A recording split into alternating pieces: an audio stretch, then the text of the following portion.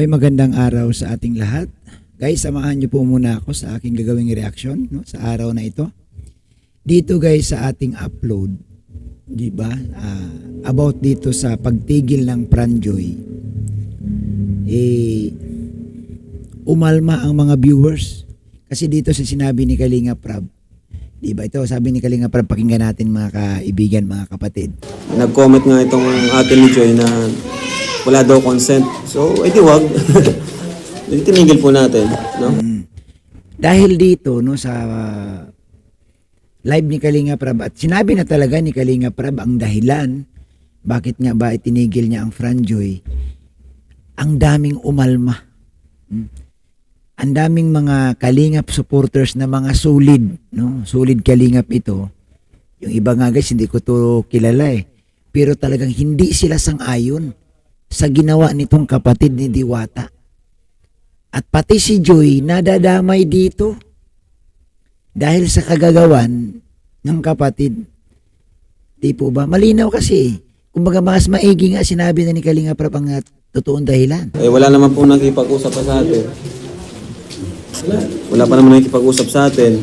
Si Joy pa lang naman yung nakipag-usap sa akin, nagsigay ng tawad. So, anong dahilan para ituloy natin yun kung ganun lang naman na parang hindi naman sila masaya sa ginagawa natin para kay Joy.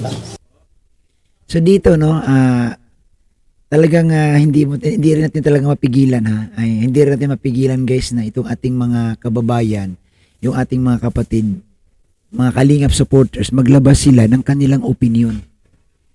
Entitled sila eh, nakikita nila eh. Kasi ang sabi nga ni Kalinga Prab, noon nung nag-umpisa pa lang kami, bakit hindi pumipigil? Gaya nga ng sabi ko, nakailang love team na ba? Bakit hindi nagpigil? Bakit dito lang sa Franjoy nagsalita ng ganito? Dito lang sa Franjoy guys, nakitaan ng galit. Samantalang nakailang love team na si Joy, wala namang ganong eksena. At yan din ang sinasabi ni Kalinga Prab, hindi niya rin may pinta. Bakit ganon? Kaya napilitan si Kalinga Prab na itigil na talaga. At ito yung sinasabi ni Kalinga Prab noon na mayroong isang love team na matitigil na. Ito pala ang pinapahiwatig ni Kalinga Prab. Di po ba? Pero alam nyo, ang mga viewers umalma. Lalo na yung mga solid Kalingap, solid Franjoy, umalma sila guys. No? Sa kanilang komento, ang dami nilang hindi magandang komento rito guys. Oh. Sabi nila, oh. Ayoko na lang basahin eh. Oh. Mabuti nga itigil na para walang usapan. Tapusin na mga walang utang na loob. Ayan. No? Sabi ni Melinda. Sabi naman ni Stepcam, kasi nasuhulan ng pera. Ang daming sinasabi, no? Ang daming sinasabi dito sa mga comment nila, guys. No? Ayan, no? Tama, si Kalinga Prab. Yung ate ni Joy ang ayoko na lang ituloy. Hayaan mo na lang, Kalinga Prab, ganun talaga. Kapag nasilaw sa pera, nagbabago ang ugali. Marami guys, no? Maraming viewers natin, no? Ang umalma, no? Ginamit nila yung kanilang mga opinion para makibahagi dito po sa live ni Kalinga Prab. Nag-response po sila. Akalain mo nga naman. Sabi nga ni Kalinga Prab, noong umpisa pa lang, di naman kayo ganyan. Noong nag-umpisa tayo, di dapat noong nag-umpisa tayo, inalmahan nyo na ako. O nagsabi na kayo na bawal pala. O ito. So, itigil natin, di ba? Tapos mga-comment pa ng gano'n na wala naman daw consent. Bira. Hindi sana, noong pa lang start na i-vlog ko si Joy, di sana, nagreklamo na siya. Yun na nga no? Dapat noon pa lang. Kaso, hindi paano magreklamo? Kung wala naman nagsusulsol noon. Noon kasi, walang nagsusulsol Walang nagsasabi. Sa ngayon kasi guys, ang totoo, ginagamit nila itong kapatid ni Joy. Sinusulusulan nila para, siyempre kapatid para, pigilin mo, ganitong gawin mo, umalma ka kasi kapatid ka, may power ka. Kasi kapatid ka, panganay ka, ganun yun.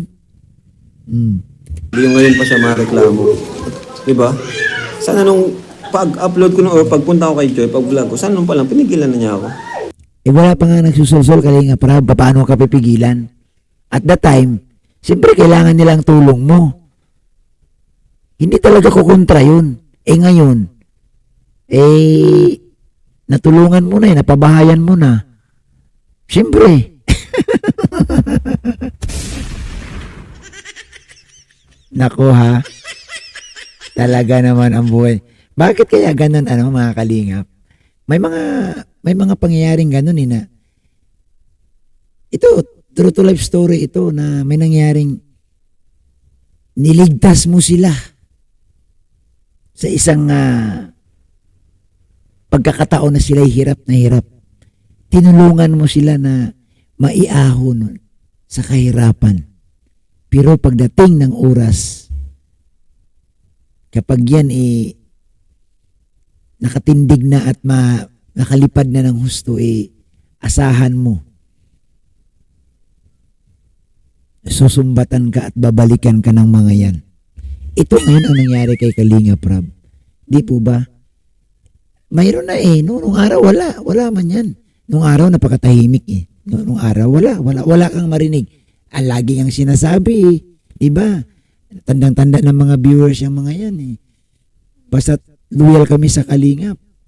Basta naiahon kami ng Kalingap. Kalingap lang ang nakatulong sa amin. Pero ngayon nawala na ang ganong pananalita. Parang ang Kalingap hindi na tumutulong sa kanila. Dahil dito guys, no? Di ba pati si Joy Diwata guys nadadamay, no? Nadadamay si Joy kasi nga dahil sa kagawa ng kanyang kapatid. Di ba? Ang sabi ni Kalinga Prab, mag-aantay lang naman siya kung may makikipag-usap. Ang problema, wala. Hindi talaga nakikipag-usap. Siyempre, alam naman si Kalinga Prab ayaw naman ni Kalinga Prab na lalabagin niya ang kagustuhan ng anong pamilya. Di ba dito guys, makita nyo talaga. Sasabihin ng iba, si Kalinga Prab, gumagawa ng hindi sang-ayon. Ito nga, kita nyo naman, dahil ayaw ng pamilya, ayaw ng kapamilya ni Diwata, di itinigil ni Kalinga Prab. Ano ba nakikita natin dito? Sinunod ni Kalinga Prab ang gusto nila. Sinunod ni Kalinga Prab kung anong gusto nila mangyari. So, makita natin dito, guys, walang kasalanan si Kalinga Prab dito. Sumunod lang siya. Ano ba ang gusto? Walang consent pala. O di wag. Paano yung sasabihin si Kalinga Prab hindi sumusunod? Sa mga basher ni Kalinga Prab, no? Sa mga nagsusulsol dyan na laging sinasabi na hindi sinusunod ni Kalinga Prab ang gusto ng mga beneficiaries, ng mga kapamilya ng beneficiaries. Ito ang katibayan na si Kalinga Prab, dahil nga sinabihan siyang walang permiso ng magulang, sinunod niya, wag nang i-vlog. Tama lang na naman.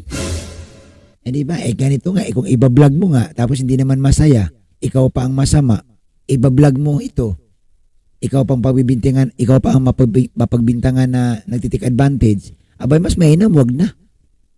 Totoo. Sa kabila ng ginawa ni Kalinga Prab na kabutihan, sa kabila ng lahat na gumagawa si Kalinga Prab ng ikagaganda, siya pa ang minamasama, mas maigi pa talagang wag nang i-vlog. Opinion ko to guys, para sa akin lang. Anong saysay? Tumutulong ka, hindi naman na-appreciate. Tumutulong ka, ikaw pa binabalikan nila. Wag nang i-vlog.